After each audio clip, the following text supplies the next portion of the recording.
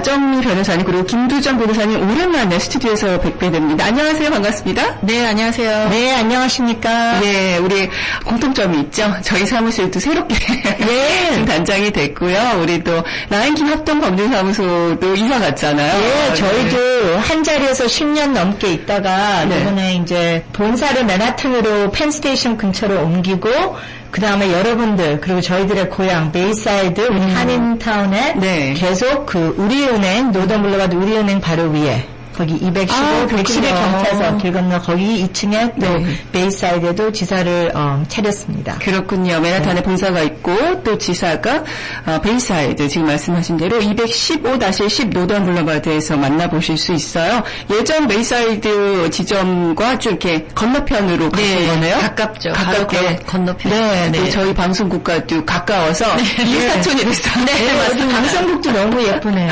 처음 방문이시죠? 네. 이렇게 새로운 새 출발이 많은 9월이에요, 사실. 네, 새 학기도 시작되고, 하지만 저 안타까운 점이 새 학기가 시작되려고 하는데 또 못 가고, 이런 많은 정말 포스트 코로나로 변화가 있었잖아요. 네. 우리 변호사님 사무실에서도 변화가 참 많았을 텐데, 지금 현재까지 진행 상황 또 소송과 어떤 변화가 있는지 알려주시면 감사하겠습니다. 네, 요즘 이제 법원은, 많이, 원위치로 돌아가기 위해서 여태까지 코로나 있었던 그 와중에서도 급한 케이스들은 법원에서 다 다루고 있었습니다. 이제 급하다는 emergency 캐터고리에 들어가는 것들. 네, 그 이후로는 그 emergency가 아닌 원래 하던 모든 케이스들이 중단돼 있던 것들이 다시 시작을 했고요. 그렇죠. 예, 그리고 형사법 말씀이신가요? 형사 거라는 것은? 아니요, 이게 그 형사 케이스도 당연히 형사 케이스는 코로나 상태에서 계속 진행이 됐었었고. 민사 케이스에도 가정법 케이스거나 이 육체적인 어떤 위급이 된다는 그런 상황이 되든지 접근 금지령을 받아야 된다는 상황이 되든지 가정폭력 이런 것들이 코로나 상태 때문에 많이 이슈가 됐기 때문에 그런 것들 다루는 법원들은 코로나 와중에서도 오픈이 돼 있었던 상태였고요. 지금은 이제 모든 다른 급하지 않은 모든 다른 케이스가 다시 시작이 컨티뉴가 되는 중이기 때문에 요즘은 또 원래 비디오 이제 스카이프 써서 이제 법원에 출두를 합니다. 이제 고객도 스카이프로 출두를 하고 변호사님들, 판사님들 다 스카이프로 출두를 하는데 이 출두하는 케이스들 중에서 이제 in person 직접 나가서 이제 참석을 해야 되는 케이스들로 이제 옮겨가고 있는 중이에요. 그렇구나. 그래서 조금 있으면 코로나 전 상태로 이제 딱 많이 가까워지게끔 바뀌지 않을까 하는 게 추측입니다. 네. 이상한 나라에서 한 6개월 이상 계속 살았는데 지금 아무래도 가정 폭력이 늘어나고 있다는 그 치안 당국의 통계가 나오고 있고 저희 방송국에서도 이제 여러 가지 뉴욕 가정 상담소와 연관이 되어 있어서 이야기를 매주 나눠보다 보면 전국적으로 20%에서 35%의 증가율을 보인다는 아주 안타까운 소식이 있어요.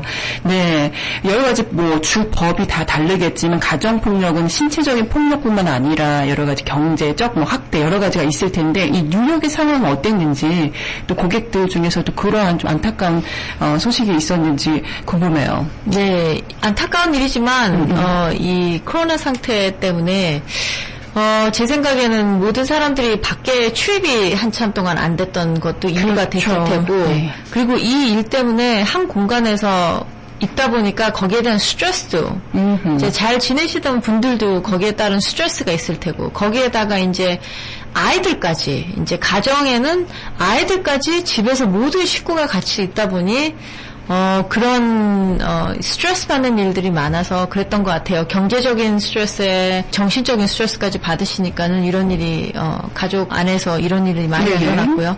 이제 그 와중에 안타까운 일도 있었기 때문에 연락을 주신 분들도 있었군요.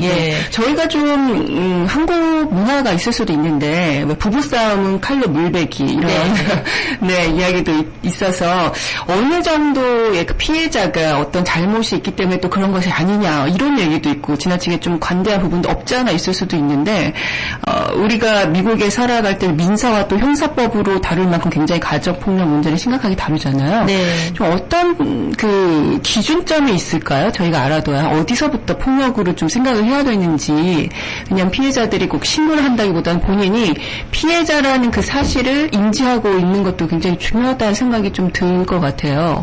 요즘에는 아시다시피 육체적으로 뭐 이렇게 맞고 뭐 그렇게 해야 했지만 그게 폭력이 아니고 언어의 폭력도 있고 정신적인 폭력도 있고 그런 세대들이 많습니까?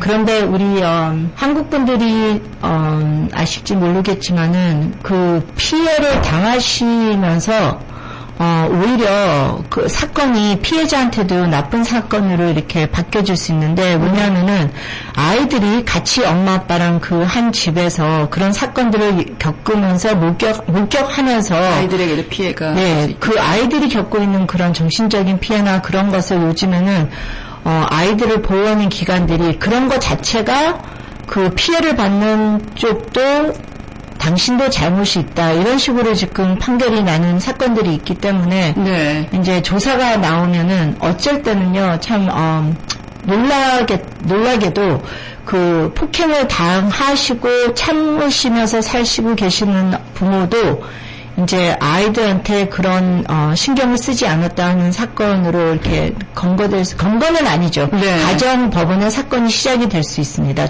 조사가 들어갈 수 있습니다. 그렇군요. 네. 네, 그렇습니다. 질문 한번 받아보도록 하겠습니다. 접근 금지 명령을 받은 사람이 계속 카톡을 보내고 있다고 해요.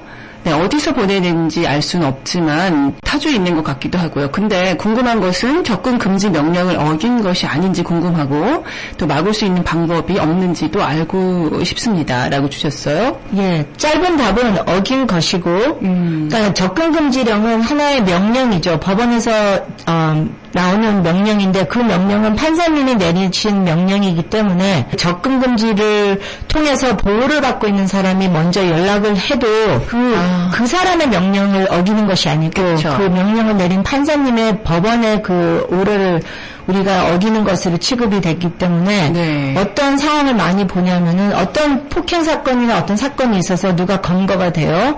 그 사람이 그래서 판사님 앞에 가게 되고 그러면은 검찰청이 접근금지령을 요청하게 되고 그러면 그 사건을 통해서 접근금지령이 99% 나오게 돼 있어요. 그러면은 그 접근금지령 때문에 이제 검거된 사람이 더 이상 같이 이제 옆에 살지도 못하고 이야기도 못하고 그런 상황이 되는데 네. 피해자랑 그런데 이제 피해자가 이제 연락을 하니까는 거기에 이제 답변을 하게 되고 그러다가 둘이서도 대화가 되다가 이제 뭐 경찰이 연락 와서 피해자한테 너가 접근금지령을 이렇게 너를 위해서 이렇게 나왔는데 혹시나 연락이 왔냐 검거된 사람이 연락을 했냐 아니면은 뭐 집에 있냐 조사를 해봐야 되겠다 이런 식으로 이제 그 다음 단계로 넘어가거든요. 한 일주일 있다가 그렇게 되면 그 피해자라는 분은 당연히 우리 카카오톡 몇 번 했다 뭐 이렇게 대답을 쉽게 하세요. 네. 그죠? 그게 힘든 상황인지 생각을 못 하시고, 네. 그렇게 되면 형사는 할 수 없이 또 그 접근금지령을 위반했다는 사건을 접수시켜야 되고, 또 체포하러 나가야 되고, 그럼 검거되신 분은 첫 번째 사건이 있고, 그다음 두 번째 사건이 생기고, 그리고 누가 이렇게 두 번이나 체포되면은요, 네. 정말 보통 사람들 되게 힘들어져요. 너무너무 힘들어져요. 그때는 정신적으로. 네. 그렇게 되면은 많은 경우에 세 번째 사건도 생겨요. 네. 피해자 입장에서도 이렇게 연락을 또 하는 경우가 있을 수가 있네요. 아니면 네. 받거나. 네네. 피해자들 할 수밖에 없는 게 네. 어떤 때는 이제 부부 같은 경우에는 경제적인 대화가 필요하니까 그렇겠네요. 헤어질 때도 얘기가 돼야지 이게 정리가 되는 거고 만약에 헤어지지 않거나 그 일 때문에 다시 일 처리가 되고 다시 개백하신다 그래도 그동안 생활을 해야 되기 때문에 그쵸. 아이들이 있어야 되기 때문에 그 반대측 사람이랑 대화하는 게 너무 절실해요. 어쩔 수 없이 또 하게 되네요. 네. 예, 그래서 이제 아까 전화 이게 지금 물어보신 분도 접근금지령이 종류가 두 가지기 때문에 아하. 연락을 아예 못하는 접근 금지령이 있고 네. 서로 연락을 하면서 폭행이나 기타 등등 이런 가해하는 그런 행동을 하지 못하지만 같은 공간에 사실 수도 있고 전화도 할 수 있는 거 있기 때문에 어떤 접근 금지령인지 확인을 먼저 하셔야지 되고요. 그렇군요. 그래서 만약에 아예 근처에 가지 못하는 접근 금지령일 때는 피해자분들이 그걸 굉장히 힘들어하시는 경우가 많아요. 왜냐하면 네. 대화를 나눠야지 아이이기 때문에도 나눠야지 되고 뭐 이게 어디 있는지 경제적인 거에 대한 것도 물어봐야지 되는데 왜 남편이 그걸 다 테이크하고 있었다든지 뭐 이렇게 되면 그렇죠. 그렇죠. 근데 이제 연락을 하게 되더라도 접근 금지령이기 때문에 대화를 나눌 수 없는 상황이기 때문에 그럴 때는 검거되신 분 변호사님한테 연락을 하셔야지 돼요. 연락을 할 수 있는 방법이 달리 없기 때문에 네. 예. 이제 그런 거 때문에 피해자들도 굉장히 많이 힘들어합니다. 이런 게 있을 때 그냥 뭐 남남이어서 접근 금지를 받았던 문제가 없죠. 예, 그냥 연락 안 하고 살면 되죠. 그렇죠. 예, 지금 생각해보니까 예. 이런 질문이 왜 왔을까라는 생각을 해보니까 이렇게 좀 가까운 사이에서 예, 이렇게 본의 아니게 접근 금지 명령이 떨어졌을 때 또 중간에 아이들의 문제. 네. 하지만 접근 금지가 두 가지가 있다고 했었어요. 뭐 기본적인 연락을 또 할 수 있는 접근 네. 금지가 있고 네. 또 아예 하지 못하는 거 그런 점들 좀 확인하시면서 네. 네, 접근 금지령을 받기 전에 만약에 이런 분들이 계시면 그것도 좀 참고하시면 참 좋겠네요. 네. 그래서 오늘 오랜만에 대면으로 또 인터뷰를 저희가 오늘 생활상담 진행을 했더니 더욱더 반갑습니다. 저희는 안전하게 하려고 좀 이렇게 늦추고 있었거든요. 네. 너무 좋아요. 할 수 있어서. 또 그리고 특별히 우리 두 변호사님께서는 전직 검사 출신이시죠. 오늘도 좋은 말씀 해주셨는데 우리 짧게 청취자분들께 인사 말씀 나눠주시고 마무리하겠습니다. 네.